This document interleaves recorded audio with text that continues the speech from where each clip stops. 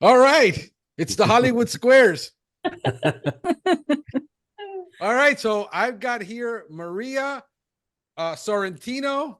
I've got Michelle Coy, Alan Feuer, and I'm sorry, ma'am. What is your name? Laura Bohr. Laura Bohr. Mm-hmm. All right. So And Taylor Hughes. and Taylor Hughes. There you go. Yes. All right. So we're all here. And I have no idea why I'm here, but I was just asked to be here, so I'm here. So when Maria calls and says, "Can we be on the podcast?" I'll do it. So no worries.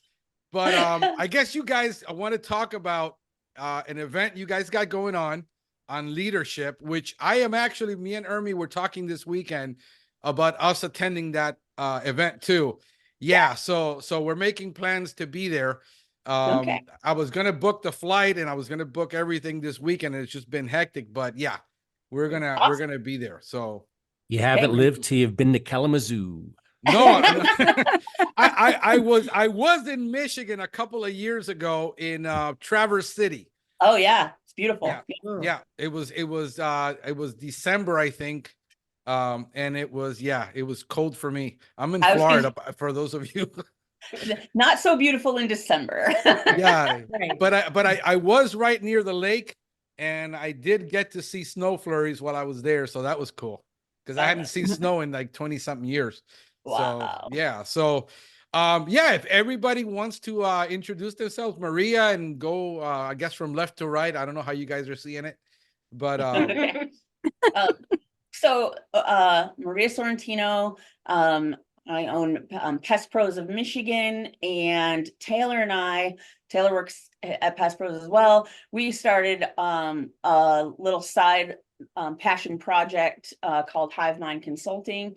And so we just host professional development stuff. And so professional development and personal development is really a passion of ours. And so this is just kind of our side thing, and we like to have fun and learn. So when we first started discussing this, we talked to Alan and we said, hey, we really love leadership, and there's this need for real leadership in our industry. Would you be interested? And that's kind of how we got going with this. And then do you want to?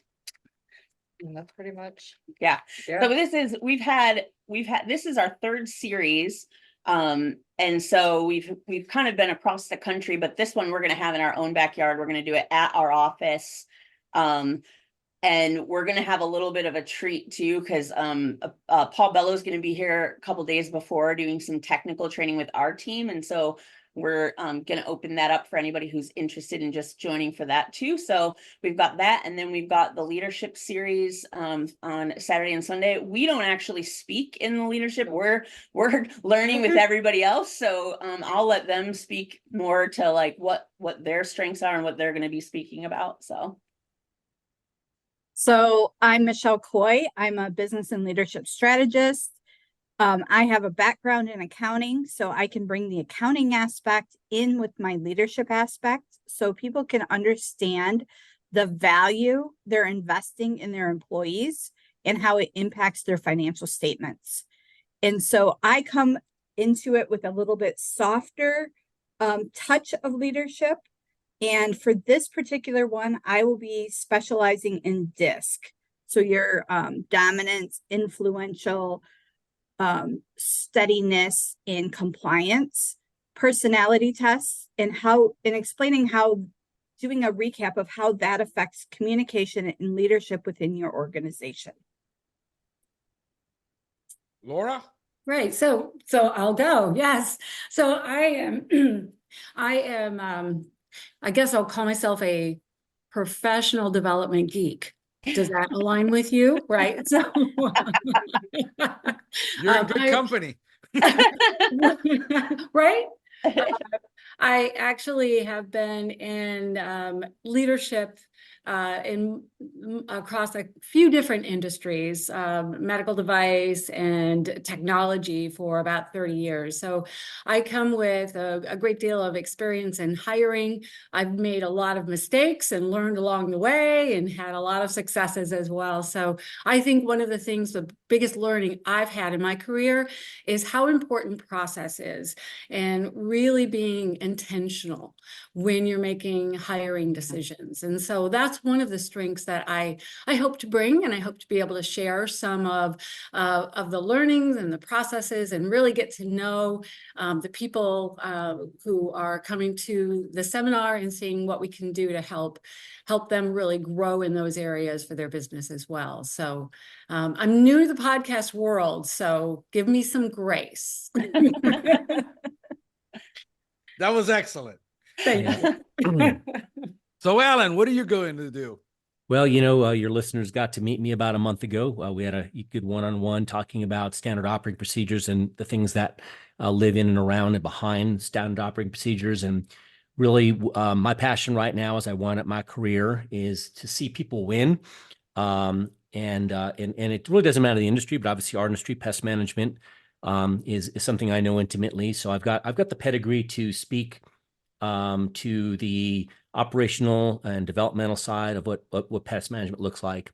And what we've done, this is actually the third in the series. We start off with leadership fundamentals, and we took it up to the next level, which we included Michelle's disc profiles, where it's like understanding who people are, where they're at in their life continuum, their personality, how they like to communicate, where they struggle to communicate, their strengths and weaknesses, just in their drive to achieve whatever they might achieve. And so these are all important things that we look for. And in this series, what we're going to talk about really is about development of people. And so I think that the triad here, the three of us, not, Maria and Taylor, are going to facilitate and host this and make sure everything's good to go. We appreciate that. I never forget the tech team that makes things happen for us. But the rest of us that are going to be involved in being the presenters on this one are going to talk about onboarding people. That's going to be a lot of what Laura does, making sure that we're doing better interviews. I think I'm not even sit here and pretend I'm an interviewing guru, because I'm not. I usually just ask a bunch of open-ended questions and let people just go on. And what I would say is that the interview process, and Laura may agree with me, it's not simply, hey, I liked your interview, you're hired. I believe the interview process is you've heard the term perhaps hire hard, manage easy. I don't believe it's a point in time or a line. It's this continuum. And I'd like to think that we're onboarding people for the first 90 days to 6 months. And at any point in time, this may not be a good fit for the parties. But we have a role as the leaders to have a plan. Everything's intentional. I think that's the term that came up here. Our conversation, Franklin, starting from a Facebook post, was about intentionality of standard operating procedures. You should have a standing operating procedure for how you onboard people and how you develop them.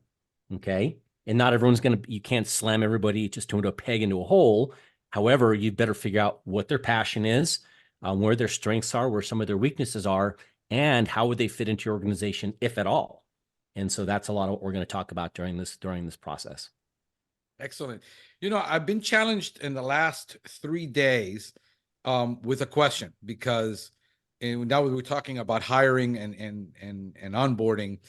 The challenge, and PCT magazine came out with an article about the issues that we're facing hiring Gen Zers now. I mean, it was a while back that we were going to hire millennials, but this industry depends, and it has depended on younger people to do a lot of the work. And we're finding the challenges with Gen Zers, the over expectations that they have about how much they're going to get paid, the ghosting issue where they're not even showing up for interviews, the attitudes of when they're interviewing. I mean, we expect certain people to come dressed a certain way to an interview. All of these challenges that we're now facing with Gen Zers that we didn't have to face really with millennials. It's a whole different challenge, and the older generation, like me, you and I, Alan, I don't know how old the rest of you are. You look very young, but we struggle with the way and those attitudes. And the biggest challenge that people are having is post-COVID is getting any applicant to apply at all. Where pre-COVID, I would have put an ad out, I would get 1,000. And my biggest challenge was how I was going to manage 1,000 applicants. Now we're lucky to get 12, if we're lucky. And then 9 at 10 won't even show up. They don't even respond. They ghost you. I mean, it's just this Yeah. overwhelming attitude. How are we going to deal with this, especially for people like me that maybe have 3 to 4 people, and it's a huge challenge to hire as it is in that environment. Anybody Yeah. want to tackle that? Franklin, I'd be happy to. I mean, I hear you. I think it's ever, change is the only constant in our world, right? And that's one of the things that I've seen since COVID. It's been exponential, right? We've had a lot of change. And this is an area that I think that you really have to think about hiring in a cyclical manner, right? Hiring is based on recruiting effectively. Recruiting is impacted by retention, and retention is impacted by onboarding. So it's all this one circle that can help impact the other. The Gen Z, I really enjoy the passion that they have. And I think that if we look at how can we build our culture and really think about our current employees, why do they love to work for us? That's a really pivotal question, is why do my best employees, that's the really important distinction there, is why do my best employees love to work for me, right? Love to work for us in this culture. And when we can capture that and really bring that to life in the culture based on our retention, based on our onboarding, based on our hiring process and our recruiting, it can really help us start to build a bench. And our best recruiters are our own internal employees. That's always been the case, and it will always be the case, right? So what can we do to really expedite that? And so those are some conversations that I look forward to having, and some ideas on building a really impactful bench. That's one of the things I look back in my career, my peers would say, how come your hiring process is so quick? I had a bench. I was hiring and interviewing every day. It was my number one job, whether I had an opening or not. I made sure that people knew who I was, knew who the team was, valued what our culture was. And I had people ready to come to work when we had openings. And that's the important, I think, really one of the key important pieces of hiring. Now we got to talk about the process, because you got to make sure those people are the right people, right? So that's what a lot of the conversation will be around, is putting that process in place, making it intentional, and really helping us build that bench on an ongoing basis. So it's not, oh, I've got to rush and I got to hire today because I got an opening, right? Yeah, I think we're the biggest challenge for us. I mean, I'm just speaking for my a group of people. When you're at different levels, things become easier. They're never easy. I just think they become easier when I have 3 employees and one of them quits all of a sudden, or whatever happens. That's 25 to 30% of my workforce just went bye, and it has to be spread among the other 3 who are already overworked like me. And now, we have to focus on, hey, we need to hire another person. And that process for us sometimes, since we're not in that mind frame of we're always hiring, we're trying to get the next deal, the next business, the next sale. Our focuses are a little different than when we're in, like, I realize that as I'm growing, more and more of my job involves on a day-to-day is more of management of dealing with people, and in my versus dealing with the customer. It's now 50-50, but half of my day, like my morning, I have morning meetings with one person, and dealing with a text during the day. It's more of the people within the organization versus the customer. And excuse me, and as I grow, and I'm planning to grow, then this becomes more and more of my full-time job than what used to be 2 years ago. And then getting into that mind frame that just like we're always prospecting for clients, always be closing, now we always have to be keeping an eye open for who's available. And we're at the point where we have to overhire when the income isn't even there sometimes. and we're challenged with that. And it's like, the budgeting, which me and Michele were talking, it gets really, really hairy with the finances. In those situations, Alan is, probably working for, a pretty decent large company. What do you see, Alan, in the last, because you've been dealing in management and onboarding and protocoling, what are you seeing with this, particularly with this generation now that we're having to hire them, and the work I think just gets harder because we have less of a pool, and now we have a less of a pool that's wanting to cooperate in the way traditionally we expect them to. And I think we're probably going to have to change a lot of our perspective or have a paradigm shift on how we deal with them, because we have no choice. I mean, it is what it is. Yeah. So I took some notes while you guys were chatting there. And I look at the fact that, X amount of percentage of the people just ghost us and don't show up for the interview. And I actually look at that as a gift. And it can be frustrating, but they voted with their feet. They already determined, instead of interviewing 12 people and go, geez, I've got a tough decision of these 3 or 4. Okay. I know maybe it would have been nice to meet those people, but they already determined the fact that they didn't show up, determined that they're not worthy to be part of our culture. Because a part of our culture, what we do, and I don't think this has changed, even when things do change, showing up to do a job has never changed. Right. It's that simple. I mean, it's just, everything's a quid pro quo, and you're either going to show up for the interview or you're not. So, I mean, that immediately solves that problem. I think it's important that we look at perhaps in this market, and there's a lot of things that have caused these forces, and I don't want to speak into those. We can argue about them out over a beer sometime, but the bottom line is that we have to establish a depth of our team. We have to have an extra people or persons or whatever it might be. And that needs to be something that we account for in our revenue profile. So I listened to you and Michele. I listened to y'all's podcast the other day. And I think one thing I kept hearing is a lot of these guys start their own company. Well, I can charge less because now I don't care if to carry the overhead that my other company did. Then reality is start slapping them around. And what I hear continuously in the industry is, I can't find good people, and that's probably true. But the thing is, can you keep them? And what happens if you don't have enough people? And Marie can speak to this one. If you don't have enough people, you burn out your good people. Actually attended a church event this weekend talking about anxiety and burnout, and it's something I'm probably going to roll into my training. I go to these things deliberately, but God sets a way for me to say, how do I use that and help people get better? At least some of the signals we can look for there, but.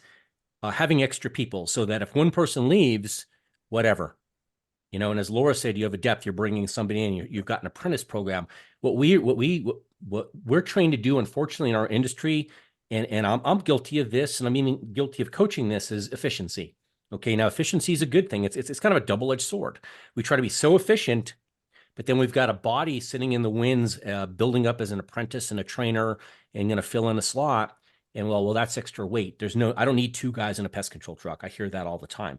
I'm not sure about that. I think perhaps that's something new that we consider the way we're looking at development. A lot of guys, when they start their own company, they take a lot of care with that first person, that second person. They rode with me for 3 months, but guess what? I can almost guarantee you that happened once or twice, and then it diluted down to like so-and-so trained this guy, and they trained him for 2 weeks instead of the 3 or 4 months.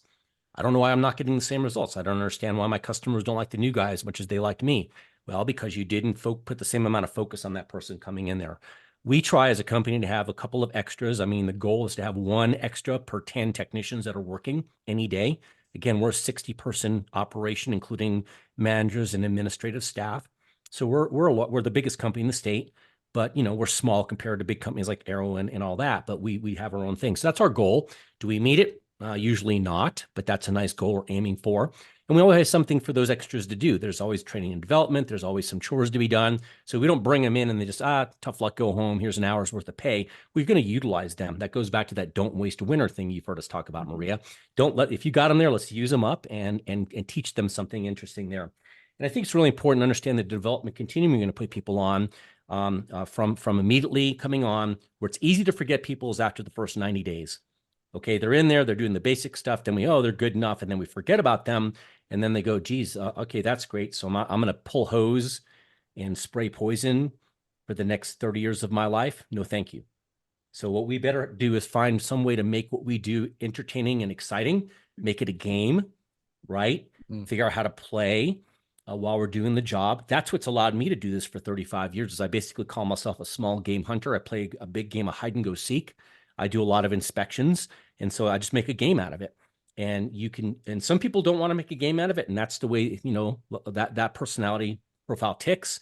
But some of us want to make a game out of it, right? And sometimes the game is meeting a bunch of new people in the community and building a network. And some of it is basically my thing now is to see people develop and grow and have their own victories. So you want to keep those things in mind. And what we also have to finally remember is that us old fuddy-duddies that have been doing this for a while, our paradigm is not necessarily the right paradigm. Okay. And it does, because remember, the only person we can ever perfectly change is ourselves, but that's even a tough commitment. We're not going to change anybody else because, oh, these people are this way. Okay. Yeah. Just accept that. How does that work with the reality that's presented to us? Okay. And that's big and nebulous. Okay. There's no short answer to that. You got to take them one at a time. I was watching some medical thing and says, doctors say, well, once you've met one 80-year-old, you met one 80-year-old. Okay. They're not the same, same thing with your employees. Once you've met this employee, doesn't mean they're all the same. And we think because our own psyche and our own heart wants to make it easy on ourselves. Well, they're all the same. No, they're not. None of them are the same.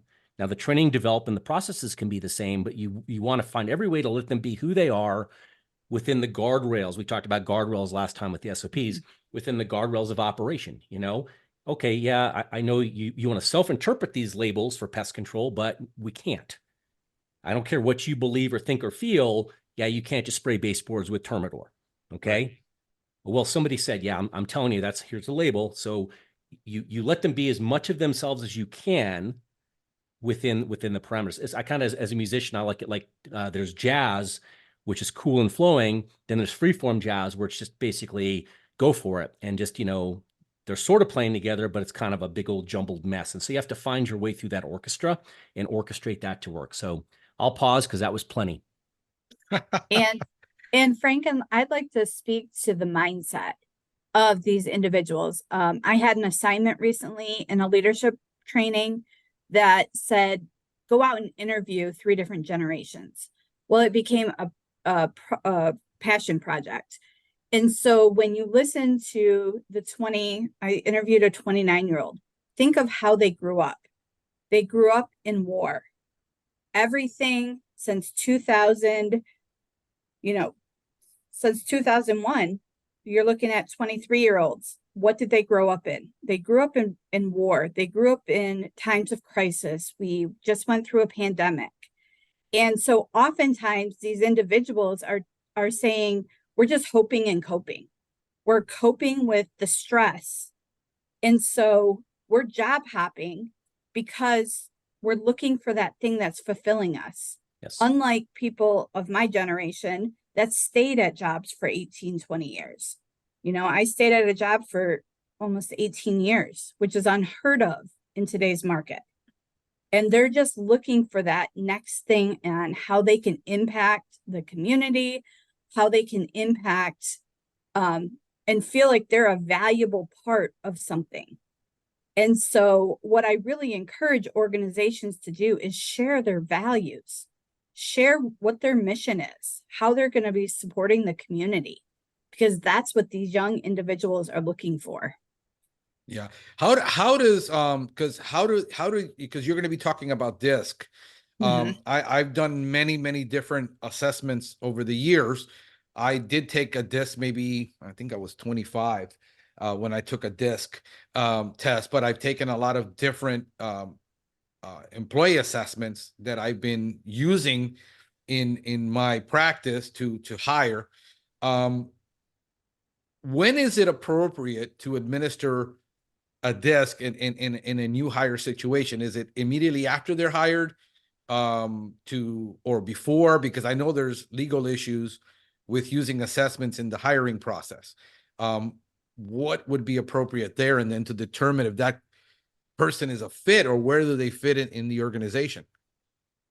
So I've seen companies use them as part of their onboarding process. I've also seen it used as, in between, like we're bringing you in for a working interview and we'd like to have you do a DISC assessment so that during that working interview, they can kind of measure that assessment with how it's fitting the culture as well. Mhm. So I've seen it in different parts of it. Some of them do it as part of the interviewing process. Let me So tell you something. Laura Let me- can probably speak more to that. I want to add to no. that. I want to add to that Okay. real quick is we have to be careful, like on the pre-hiring or the brand new hire, because they're going to BS their way through that. Michele, we spoke about this Yes. live, and because Yep. I experienced it. I watch guys, they'll answer it thinking that's what you want them to answer. And so you Mhm. got to get it further down and I hate to say this, here's a cliche of the times. You got to get it to a point where it's a safe space and a safe time where they understand you're not trying, there's no right answers here. Just be Right. who you are, take it so we can understand.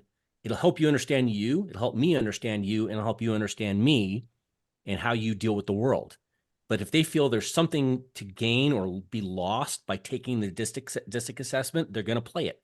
Even the most disciplined people, that like probably everybody on this call would go in there and take it genuine because we understand the value and what we're trying to achieve. We're not trying to game it. I wouldn't want to get a job under false pretenses because they thought, oh, I'm this soft and fluffy green supporter when I'm absolutely counterculture to that. And I'm kind of a red a-hole. I want people to know who they're getting so that we don't have a mistake, right? But I get that, but most of your employees won't understand that. So thank you for the interruption. Sorry about that. No. Yeah, well, and I was going to add on to that too, Michele. I have had quite a bit of experience with DISC as well, and I think it's an incredible tool. Where I have seen it the most successful is during onboarding, and then also as you go into new team environments in a coaching environment, because Yes. the biggest advantage I've had with DISC is learning the best way to communicate with the other person, right? So I can be Absolutely. coaching somebody and finding out that they are not getting my message, right? So when I Yes. understand, their DISC profile, it's been really helpful. Yeah, and that's where I found it helpful is, having businesses understand their team, because how can you work with your team if you don't understand how they want to be communicated to? Mhm. Right.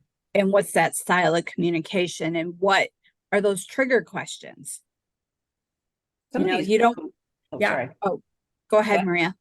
I was just going to say some of these new hiring platforms are even making it part of their process. So we've been using Wise Hire recently, and that's actually part of their, which is really nice because it really tells you like immediately. Although I do agree with what Alan said, like I'm not 100% sure that people are being honest, because even when we've interviewed, some people were like, Yeah. that's not correct, but it does kind of say like this person would be a good fit or not for this role. And so they're even getting to the point where they're saying, this is the profile you're looking for in this role, which again, you want to be careful with those because it's not always 100%, but it is interesting that that's where things are going to say whether or not this person will be a good fit. And even for the same thing for us, we've kind of figured out who the personality is per position, which has been really enlightening to understand like what personalities perform best in positions. And I know we're going to talk more about that at the conference too. So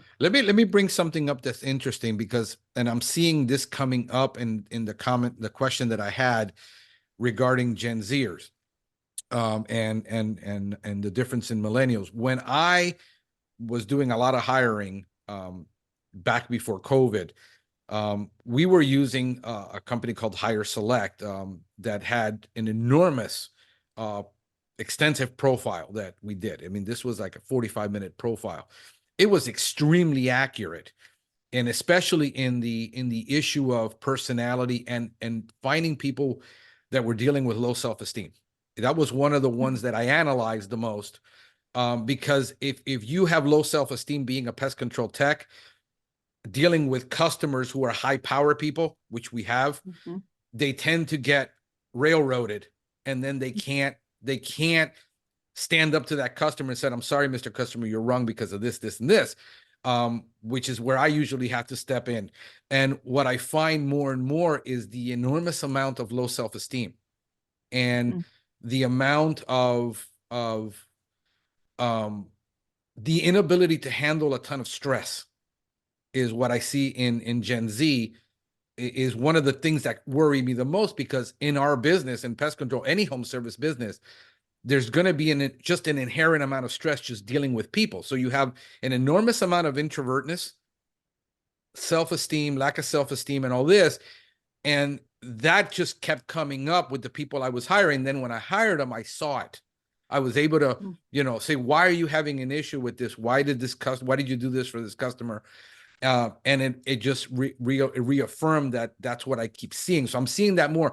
So in our task, it always, the comment that, Alan always observes is that you can't find anybody to hire. I said, no, there are people out there.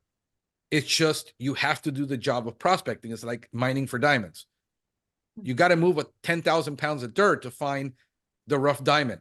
And if you're looking for those A players to join your organization, it just makes it that much harder. I think the tools are there. It's just that most people doing their first hiring, when I was talking to Alan and I was talking to Michele, where we have solopreneurs that we're trying to influence, that's who I'm trying to influence the most, is those guys who jumped off a truck and went into stuff because they have no hiring experience. They have no leadership experience. They have no management experience. They have no business management experience. There's no knowledge of finance. They just go into this, and now they're in this new world, in this new, what do you call it? The metaverse that they ran into, and they know none of this. And a lot of this to them is hogwash. It's baloney. It's like, psychobabble. I personally, I'm into poaching. I mean, I walk into a restaurant and I see a kid that's 17, 18 years old behind that counter, and he's happy as a lark. That's the kid I want to give my card to and say, bro, call me if you want to make more than this. Because that's always who I was as a kid. And I got poached, and I got from my businesses wherever I was working because people saw my attitude. So when you see the attitude you want, you have to go for it and make those offers and always be recruiting in that way, because I think that's where most of our employees are going to come from. It isn't going to come from the Indeeds of the world. That's too much work. No, you're always recruiting, Franklin, right there. That's a perfect example, right? Yeah, absolutely. Well, I think too, and Michele, your point on the Gen Zs and how they've grown up, that's it's an interesting piece that I think has to be taken into consideration when we're right. If you listen online these days, listen to podcasts, one of the things that you hear advertised consistently is online mental health. Right. That's become, I think, one of the biggest areas, and something that we have to really think about too when we are coaching, and how are we having that interview process. So part of the process, I think the most important piece during hiring is having the staff, your employees, your people who know the culture, know the job, actually work with these people in a shadow capacity, because they learn more about them than you will ever learn in the questions that you're asking, because they're giving you the answers you want to hear. So that's where I got the most value in hiring process, is the shadowing opportunity when they're spending a half a day out in the field with one of my reps, right? One of my techs in this case, asking the questions. What type of questions? And I got the feedback from the technicians on, is this guy a good fit or not? Yep. Right? Or gal. Yeah, when we bring somebody on that first day is we literally bust their chops and show them what a tough day on the pest truck looks like, and say, can you do this 8 hours a day, 5 days a week, maybe 9 hours, maybe 10? Can you do that? And Franklin, you get what I'm talking about there. Yep. And so you bring them in, and the first day has to be, we tell them, don't teach them anything, to a little bit to what Laura's saying. So it's kind of a shadowing day. Still not, because the whole thing, the onboarding, it's not like, oh, you're hired. No, to me, it's a provisional hire. You are a probationary employee till we tell you you're not. And we're an at-will work state, which, that means different things in different states. Pretty much we can hire and fire for any reason without cause and without notice. Okay. And somebody taught me this years ago, you earn the right every day to come back and do your job again the next day. And I love that. Okay. And it doesn't mean that people should have to walk on eggshells and you play games with them psychologically. That's not what I'm talking about either. I want them to be here. It's definitely a win-win, quid pro quo. We want to do that stuff. But I think that first day is you put them out there and you show them a rough day, You let them see all the struggles. You let them see all the warts and all the, you know, all the crow's feet and the zits and all the stuff that are all over your company, and let them see we're a really good company, but we ain't perfect. We make mistakes, but you know what? In the big picture, we're aiming towards a good target. And when we're contending, you frankly, you talk about people crumbling in the face of a high-powered customer. Yeah, you don't know what you're going to run into till you meet the reality. And so, you know, while I believe classroom instruction is important, it's only about 35-40% of what I would see as important to people. So again, even what we're going to do at the end of April in Kalamazoo, if you don't go out and practice it and with fail falling forward, right, Michele? Yeah. Without trying it out, then you're never going to know. And you have to have that courage to do that. Okay, those failures are not a problem. You learn. Okay, like when we have guys that don't work for our company, I don't beat us up unless we abjectly did something wrong. The worst thing we can do is keep somebody on our company longer because they've got zero commitment to the mission, and they're or they're, you know, they don't want to win with the company, or they're looking every opportunity to take something, including things that are done illegally, and so that's not cool at all. So that's a little bit of a rambling statement, but I'm going to pause. I'm going to come back because I've been taking notes as we go here. I kind of want to talk about the topics I'm going to cover, since the point of this thing is kind of to let people know what we're going to talk about in April. And I'll cover them briefly to kind of whet everyone's curiosity. And we can talk about, you know, why this stuff's important. And I love this conglomerate we have going on right here with these ladies. It's going to be awesome. And also, like when you're coaching individuals and talking to individuals, if you really want to hear what they are thinking on the inside, ask them what the reason is. Don't ask them why. Because from a neuro-linguistic perspective, from that unconscious perspective, why puts the individual in the fight and flight state, where what the reason is going to ask them to go inward to answer the question.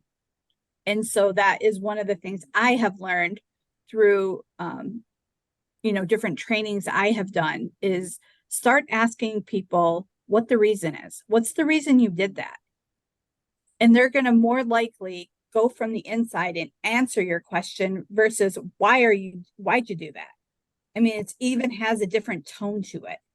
And so that's one of the things that I like to really coach leaders on, is if you really want to know what's going on within somebody, ask them what is the reason, and just have them start helping you understand from their perspective.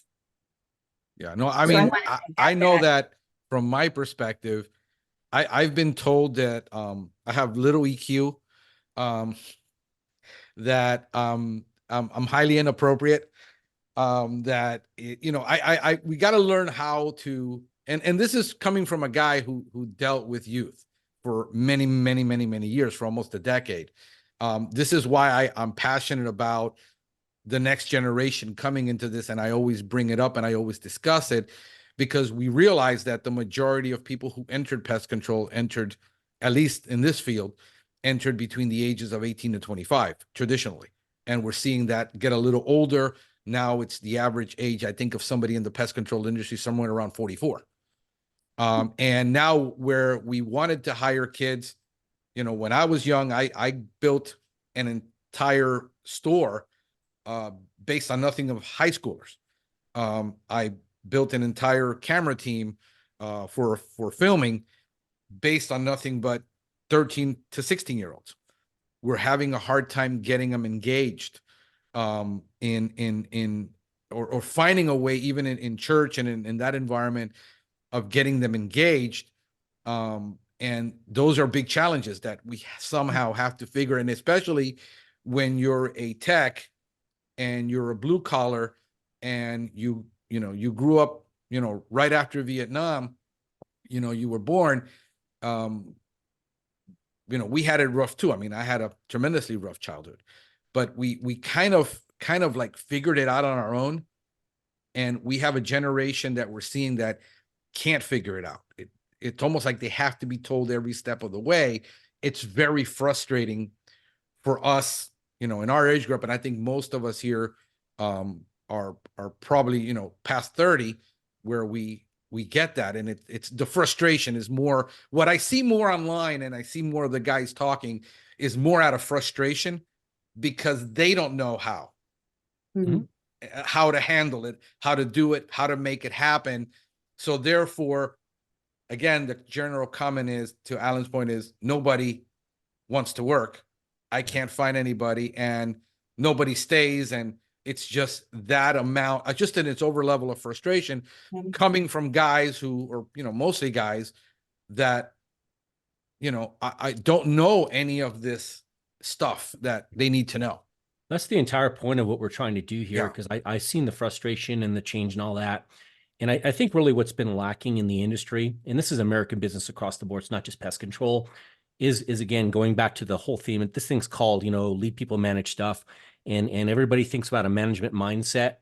You can simply put people in boxes and they'll behave and obey, and they'll figure things out on their own. And some people will. You're going to get some superstar unicorn performers that'll figure it all out on their own. But you know what? Are you ready to pay that person 6 figures, like a fat 6 figures, like $150,000? Okay. Most people in pest, oh, that's ridiculous. I don't even make that. Well, if you want someone to figure it out on their own, that's what it's going to cost you. If I was picked up across the board, if you hired me, that's what it cost you. $150 to get me across, and you have to move my ass over there and all that too. But the bottom line I'm getting at, it's not about me. It's like, we better assume people don't know anything about it, and we've got to build them from the ground up. And we have to have a process for doing that. And it's got to be consistent. And it's not the same for every person. They all learn differently. There's a different continuum. And our job as we're building them to say, okay, this guy, wow, he's really good at engaging customers. As far as the social aspect, he's not afraid to talk to anybody. He's very observant, but he's also a little physically lazy. And I'm just making a human up right now. This is, this, you may again get that person who's not physically lazy. They're in great physical shape. They're willing to do everything. They've got high personal discipline, and they absorb things. So their proficiency is high all the time, and their interpersonal reactions are really well developed. But we can't assume we're going to get those people in the door. So we better have a plan in all of those realms to develop them. We also have to recognize that they're not going to immediately be everything we want them to be, right? So we've got to just take our time. It's on us. It's our fault and our problem, no matter what. It's that simple. Yeah. And if we neglect that, if we abdicate that responsibility or make assumptions, we're going to get exactly what we deserve, which is mediocrity. Yeah. And Alan, I think to kind of extend on that too, is one of the things I learned early on is I'm never going to help employees be who I am. And I mean, that's the biggest mistake we can put out there, is having expectations that people think like we do. Because, everyone's not going to get into a leadership role, or they're just different for multitude of different reasons. But when we think about coaching and in managing or leading people in degrees of strength, what is that individual strength? Because people will respond to that. When you can see what their strengths are and you can help them, you can help bring those strengths out, it becomes contagious. It's not that we ignore weaknesses or areas that they need to, but I think to your earlier point, those are technical things that we can correct. We can't really correct behavioral things in people necessarily. Sometimes they have to be performance managed out because they are never going to be corrected. But if we can focus on how do we help them really impact the organization by doing more of what they're great at, that's what people can respond to and feel like they're making a difference. Yeah, Marcus Buckingham has a book, and Marie knows what I'm going to say. It's called First Break All the Rules. And hopefully these are, I get some body language. Everyone's read this.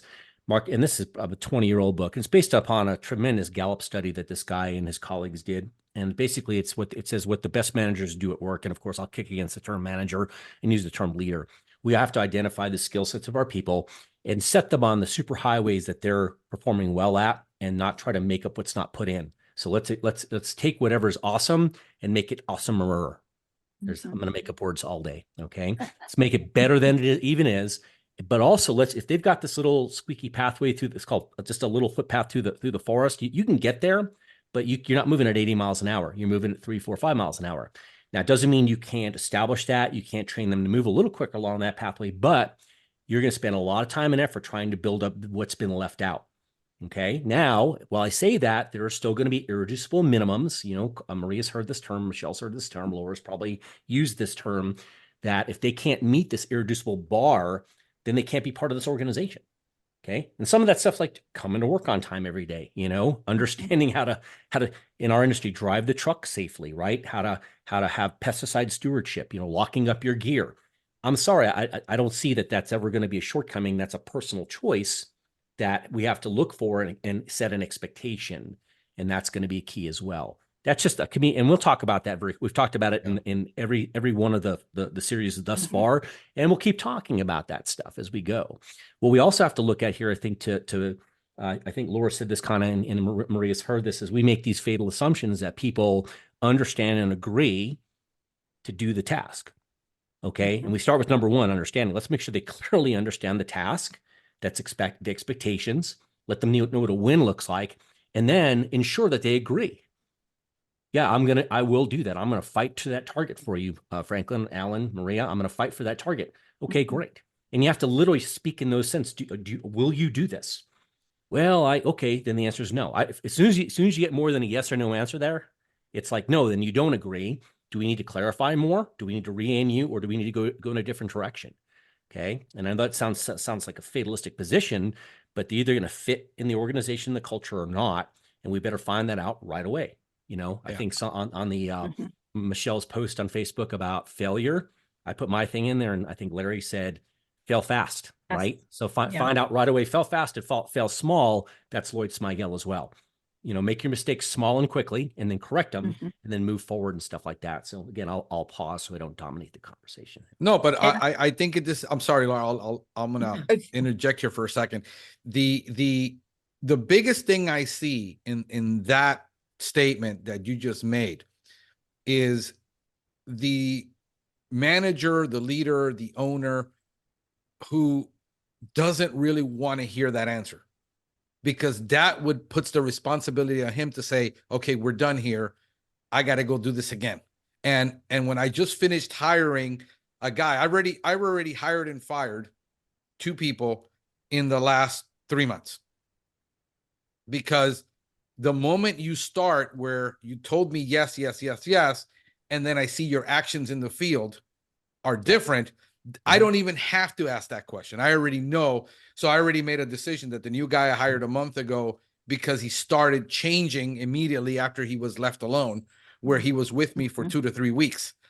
So at this point, I had a hard decision. I sat with Ermi. I said, I got to get rid of this guy. Here's why: the integrity isn't there. And I think that that's the biggest challenge that we have, is I got to start this process all over again. And it's painful. And it reminds me of the last time I did it and the last 2 times I did it. And therefore I don't want to. I just rather, just have a warm body filling trucks. And we see organizations like that just have warm bodies, 50% turnover rates. But it does get challenging, where I have to be honest with myself. And I say, because I've already went where I kept the guy 6 months longer than I had to, a year longer than I had to, and it never improved and never got better. We already know instinctive, but we have to go through the painful process again. And for solo operators who spent 6 months trying to find somebody, he says, I spent all this time, all this money, and it cost me this much to train them. And it's almost like it's like buying stocks. If the stock keeps dipping, you might as well cut your losses and move on. Forget about the cost of that investment. It's part of the game. It's factored into your finances. Move on, and let's do this. Let's do it again. It's sunk. It's already sunk. We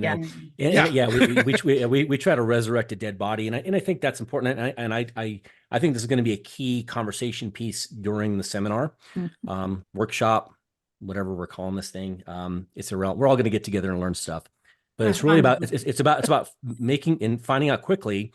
And you can't project your desires of people. So one of my partners, and he was an okay guy. We broke up in 2003, but if he said one thing that was always correct, is you can't want it for somebody else. They have to really want it for themselves. And if you're projecting your desire upon them, you'll be disappointed. I think Laura alluded to that in her own way, different types of words there. But I think they've got to want it for themselves. Our job is to identify, do they have the drive to be outstanding in this, the drive for excellence to be part of this. Yeah. Okay. And Alan, I Yeah. think that first interview that you have as an owner with the individual can really help kind of vet out some of these things. I mean, I used to look at it as there were 3 pillars I looked for. I can train everything else. And you might have different pillars than I did, but my pillars were, I can't train somebody to be passionate, right? I can't train somebody to really be critical thinkers, problem solvers. I could enhance that, but they either have it or they don't. And I can't teach work ethic. You have that. So you really have to frame your questions very purposefully, intentionally during hiring in that first interaction with them to determine whether you're going to waste any more time.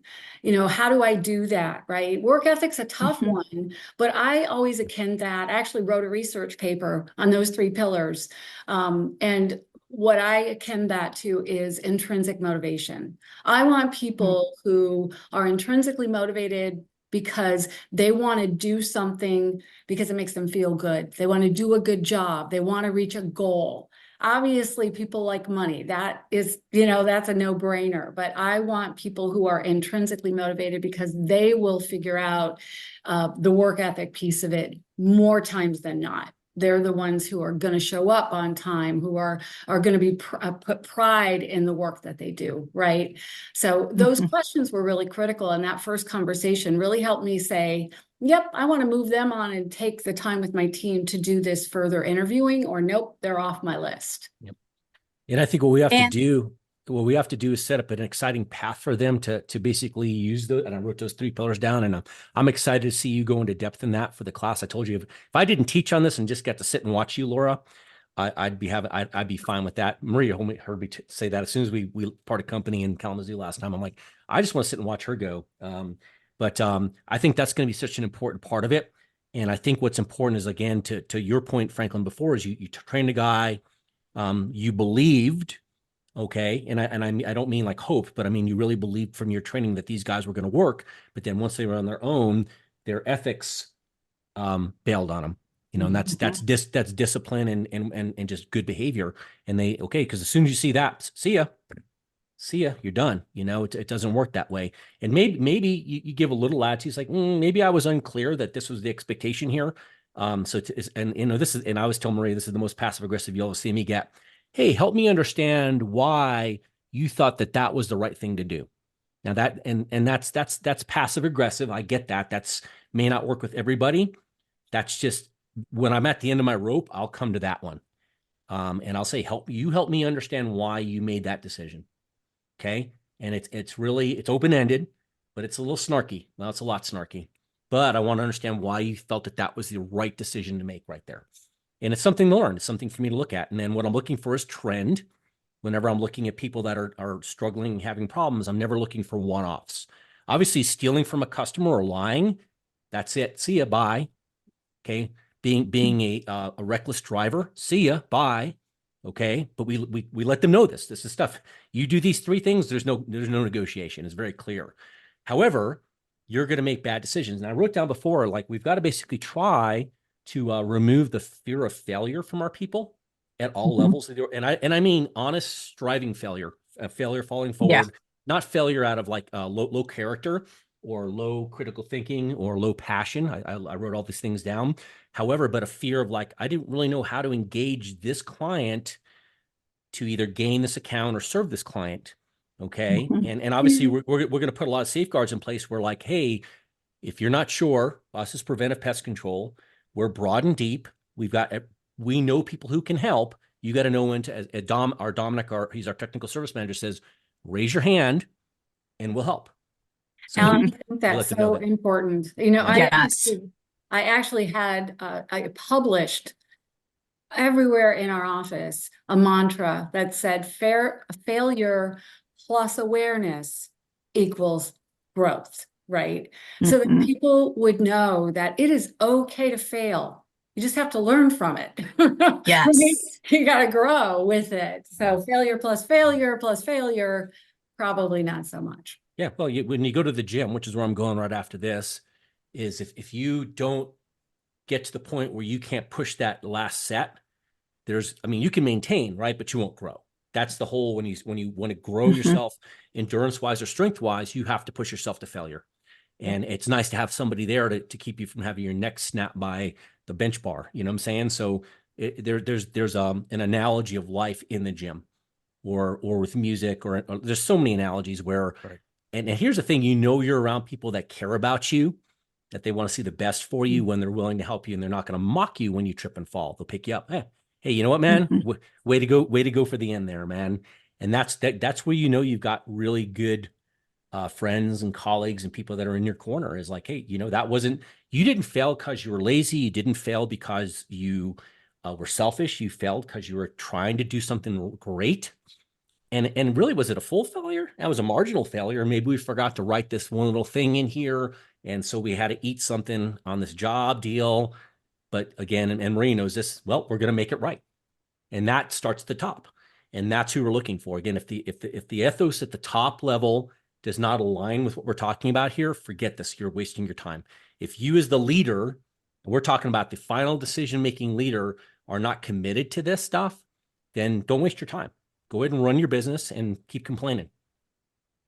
And, as Ryan Leak talks about, are you creating a failure and an opportunity for your employees to fail type of environment?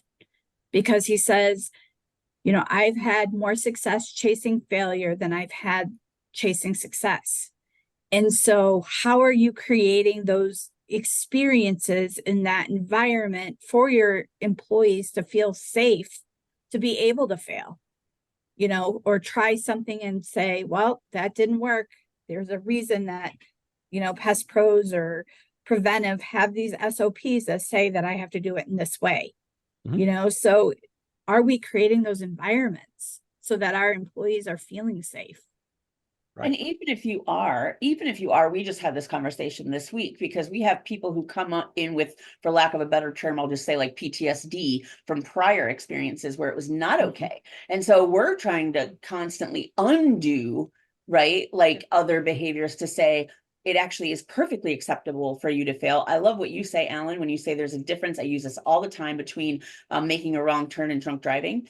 And so I'll ask my leaders, like, was this a wrong turn or was this drunk driving? Because if it's just a wrong turn, like we can come back from that, we can fix that. And it does create that culture of safety when you really do stand behind that. When they really do make a mistake and you just go, okay, great, can you fix it? And they're like, yep. Okay. It really does reinforce that we really do mean that. We really mean like, yep, what do we need to do? And I always say we try to keep our side of the street clean, right? So it's like if we mess up with a customer or something, I'm like, well, what's our side of the street? How do we make sure that our side of the street's clean on this and that we did everything that we were supposed to do, right? And if we didn't, well, then do whatever it takes to make that right. And there's a lot of confidence that gets built with people through that, right? Because when they see that, and when they do see that you're willing to stand behind that, they are willing to take more risks and have those failures because they don't think they're going to get in trouble, right? And you're celebrating the learning, yeah, right? yeah, but it is hard to undo. It really is a difficult thing to undo in people who have experience because while we love people who have, I love like what you said about I love people who have experience, but then there's these other caveats to that of having to undo some things too, right? Well, yeah. You got to make up for the distrust or mistrust of leadership and management. Because you can just tell when they've been scolded for, it might have been their fault, but usually it was a fault because the operational expectation wasn't clearly defined.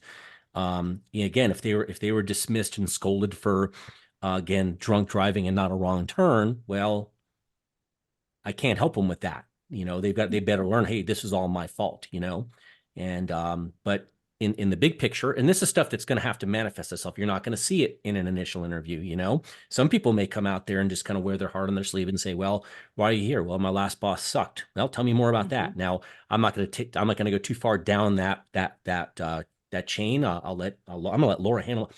I do very few interviews with Preventive. They bring me in for military veterans, and they bring me in for pest control veterans. We're talking guys with 15, 20, 30 years of experience because you can talk the same language as these guys. So I've been like at 4 interviews, like the second interview for like 4 people.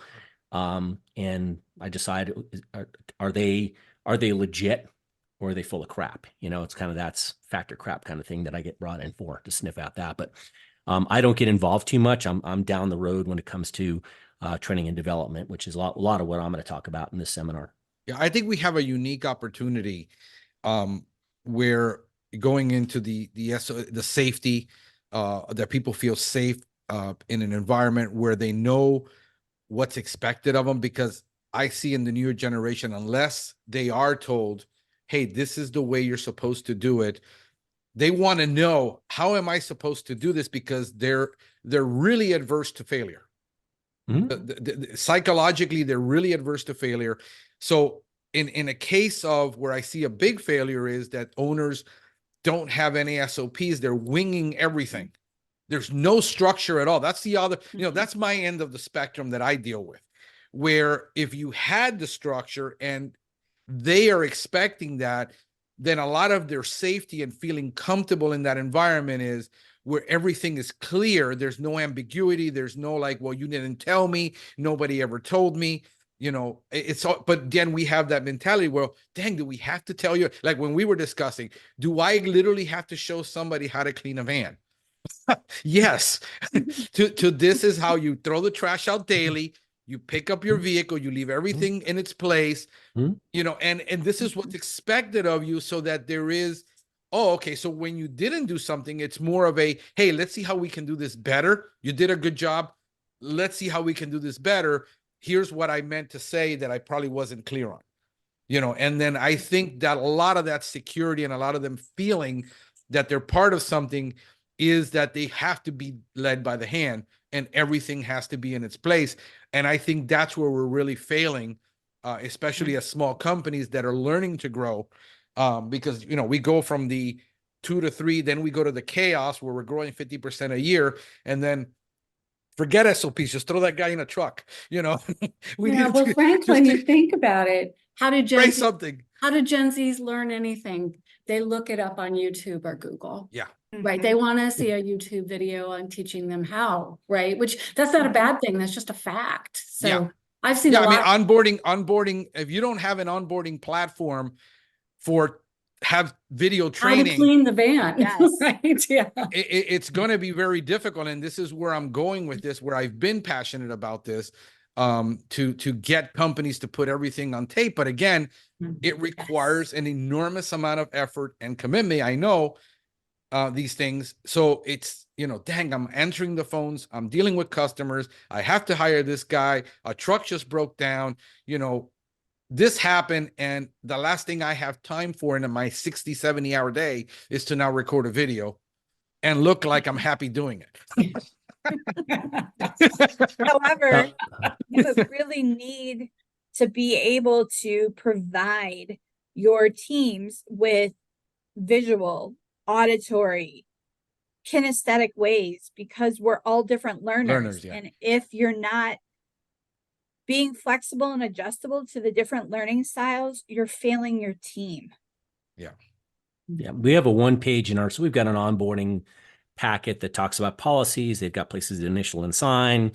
And it goes all the way down to their basic training tests. We got like 10 or 12 tests that they take. It's got some standard operating procedures. It's got some client education sheets. But like when it comes to the truck, we'll stick to your example there. We have 1 page on how to prepare your truck. Okay. Do we have a video? Nope. But when we give them the truck, here's what your truck should look like. Here it is. Now we get it during the day. It's going to get a little bumped up and bruised, but if you take 5 minutes a day and recover it to this point, there you go. That's the end of that. Yeah. Forget about having to make a video. You just give them a truck that's ready to go. This is how I expect you to keep your truck. Okay.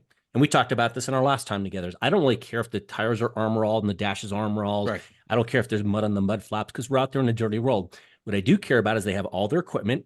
All their equipment runs. It's not leaking. There's batteries in the flashlight. They've got their PPE. All their chemical stuff is stored upright and labeled. Doesn't tip over when they drive. And everything is locked and secured. That's objective. Okay. During the day, a truck can get dirty. They can get a McDonald's wrapper or Starbucks cup in the cabin. I'm not going to dock them for that, because that really doesn't matter. we're not in garrison, you know, in the Marines is, you know, you have garrison guys that are all spit and shine and all that crap. And then you have the guys that come in all salty from the field and everything's just got holes in it. It's tore up and shredded. And guess who was on the mission? The guys with the tore up, shredded stuff. So, but you know, I don't, if you're in the field, your rifle still better work. You still better have ammunition. You better have water and food and your first aid kit. So you never take away those. That's the irreducible minimum. So just to follow on your general example. Yeah. So I mean, there's a point in time of formality on certain things, but a lot of it's demonstrated. It's demonstrative. It's watch what we do and do this. I call it the mother duck. Little baby ducks learn how to act like ducks because they just follow their mom around. Oh, I can swim. Cool. I can fly. Look at that. Oh, I can do this, or I'm going to follow her and stuff like that. I'm safe under her wings. And so we have to have that mentality too in development and decide, okay, well, you know, where do we get super detailed and where do we get generally detailed and stuff? And so we'll be talking about some of that stuff as we go. Yeah, I think it's preferential again, and there's nothing wrong with a video. We find it, you know, it's not required for us, but what is required is, again, giving them a truck that's organized with everything they need. And we do inspections monthly and make sure, hey, Bobby's truck looks the way it's supposed to. And then we give gentle correction because, again, it's not a deal breaker if something's a little askew, but let them know, no, this is not right. Do it this way. Right. So there you go. Yeah, I think the management and the leadership, that's where I see the failure sometime, where I'll walk into a company and all of a sudden it's like, have you seen the side, you know, the inside of that truck? It looked like something went off in there and evolution is trying to take place and eventually it will find its place back, but it's not right now. And they're like, and the manager will go pull this, says, when was the last time this truck was inspected? You know, and it's been never. The employee worked for the company for a year. Nobody had time to inspect that vehicle. He was left on his own device. Yep. And I think that's the opposite end of, I think that spectrum. But anyway, anything anybody wants to add? We're coming up to an hour. I know you guys got things you have to do. Anything interesting that's going to happen at the conference? Like, Alan, did you want to walk through? I'm bringing cigars. Yes. That could be interesting as well. So really what I'm going to be covering, we base everything we do off of a proficiency chart. So it's, you know, columns and rows with our technicians. We've got it broken up into basic, intermediate, advanced, specialty. As the guys earn those proficiencies, they one of two things happens. Number one, they get a base commission raise, and or they get the privilege to do some of the more exciting things that pay a much higher commission because it's more challenging and you know, specific, bed bugs, termite control, things like that. So we're going to talk about our proficiency chart. We're going to talk about how we try to find the right people for the right job, or as the Marines call it, a homogeneous assignment, how to put the right people in the right seat of the bus. We're going to show how you want to challenge everybody's proficiency by testing. A couple of different options on the testing, including practical examinations and field observations and ride-alongs and things like that. We're going to talk about what's called a personal development plan, and Maria kind of knows what we do here. And what's unique about our personal development plan is basically like a review, but guess what? The person that's being reviewed writes their own PDP. Okay. And then we just basically read it. And if there's a tremendous amount of BS, we call that out. Or even if it's like, even if they're being super modest, we're like, no, let me tell you what you're good at, which you don't even see. So we have an input in the PDP, but we let them write it first. Because oftentimes as leaders, what we do, I've got to do these reviews and they become a chore and a burden. And then do you really know? Because these people, nobody knows them like they know themselves. So our PDPs real quick, and we'll cover this, is number one, I do this really well. Number two, I don't do this very well. And number three, I want help from the organization to get better here. And usually number three touches number two, or it may say, I want to do more of number one, but I feel stymied, or maybe something completely different. And then we rebut them in writing, or we reply in writing, maybe not a rebuttal, but reply, hey, I agree 100%, Bob. I think you got that right. And what we agree to is this. But then you have to do the Lloyd Smigelism. If you agree to do it, you have to do it. And Lloyd Smigel used to say, if I don't do what I promised you to do within the time I promised to do it, you walk up to me and you put your finger in my chest, say, you owe me $5. And he give you a $5 bill. And so that's his little penalty. Now, obviously a $5 bill doesn't go very far. So I recommend putting up to 20. That'll get you motivated. And that'll tell you a lot about your company. That's about responsibility rolling uphill to the leader. And we also have to recognize that let's not overpromise as leaders. We can say it's no for now, okay, or it's yes, however, or yes, at this point in time, we'll start the clock here. So we'll be talking about those things. And we're going to talk about, one of the things that came up with some of the new generation. I love the term anti-fragile. As humans, we are actually anti-fragile. I mean, we're not hard to kill. Let's put it that way. But we tend to we get ourselves into this little mindset that we're defeated. So we have to let people know that you can do it. And that ties in with the removing the fear of failure for striving. So those are going to be the key things I'm going to talk about. There's a lot more details, but there's the 2-minute elevator speech. Laura? Yeah, no, I'm really excited for this upcoming session to work with Michele and with Alan on these areas. And for my topic is going to be all around the recruiting, the hiring, the onboarding, and the retention, and what are the challenges of each of those, what are some strategies for each of those areas, and what are the resources that are available. And I think we'll have some good dialogue around that and some good opportunity to put some workshop time together too. Michele? And I'll just be covering overview of the DISC profile, personality profiles, and how it helps you understand your team and the various reports, because I, as a Maxwell leadership consultant, I have a vast amount of different reports that can help you with the development of that team member based on their DISC personality styles. Yeah. And also to plug the class, we have a master class from Michele on the Pest Geek Academy, Basic Business Finance. So, if you guys are struggling with not understanding your numbers and why you don't understand your numbers, she's done a very good class on that. Michele is bringing the liquor.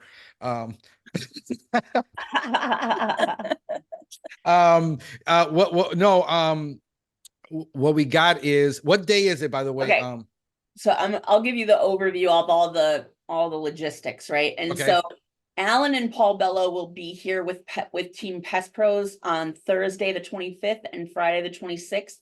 We're going to be doing some hands-on field training and classroom training. That's just an extra that we're throwing in for everybody because we're doing the development ourselves. And so if anybody wants to join us for those 2 days, that's just kind of a freebie that we're including. And then the leadership conference will start on Saturday the 27th and Sunday the 28th. They'll go in from the first day, will probably be from like 8 to 4. The second day will probably be like 3 to like 3, something like that. We'll do some networking and some dinners. So if anybody who wants to go out after the class, we'll hang out and go to dinner. We were thinking about maybe doing something fun like golfing or something on Sunday. I don't know, more will be revealed on that, but we were talking about that. And then so that's kind of the timing. I am going to put a schedule out in order to find the event. We do have a Facebook page called Lead People Manage Stuff. So there's a Facebook group if anybody wants to join that. It's the tickets are for sale on Eventbrite. We designed it to be so that you could bring 2 people from the same company, because what we found is it's better the more people you bring from your company, the more traction you're going to get on these things. And so we actually coupled the tickets to be in pairs. This time you can buy them individually as well, but we gave a discount if you want to bring someone along. And then just kind of an open invitation for people, like if that's not enough and you want to hang out at Pest Pros and see some stuff, some of the guys that we've talked to from across the country are like, we just want to come out and ride with your staff and see what you guys are doing, or like that kind of thing. So that's another open part of it. So we're just going to have some fun for 4 or 5 days and hang out and network and learn together. So, and I'd like to add on the 26th, and I hope we're on the same wavelength still, Maria. yes. On Friday the 26th I'm going to do a catch-up class. So those who have not done the first 2, I'm going to do a 4-hour catch-up. So we're going to talk about the fundamentals of leadership as prescribed in the United States Marine Corps. We're going to talk about leadership principles, leadership traits, the 4 indicators of leadership, understanding delegation, abdication, and micromanagement. So that's the 30-second on that one. So that's going to happen on Friday the 26th. we'll decide if that's going to happen first thing or, in the afternoon, but we'll have about a 4-hour block and it's going to be quick. I'm going to try to cover what I covered over 16 hours in 4, because that's the only way to really do. Because that way you guys understand we're talking about some of the same principles and ideas. And as we come into Saturday morning, it's not brand new information. So excellent. All right. And so the date on that again is going to be April 27th and 28th April 27th and 28th. is Got the it. Saturday, Sunday, and then the 2 days before that. yeah, if like, so for example, you and Franklin, if you're coming in and you want to see more of what I talked about, you'd want to get there on Friday and, or, be there available for Friday. And we're going to determine again when that 4-hour block is going to happen, probably in the afternoon, probably noon to 4.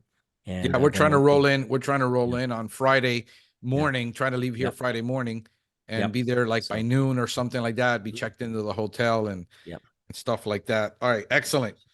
All right, folks. Well, thank you so much for Thank you being for on. having us. Thank right. you. Really Appreciate it, appreciate Franklin. this. Thank Thanks you, a sir. lot. Thank you. Thank We're you. out of here. Take care. Have a Bye-bye. great one. Take care. Bye. Bye.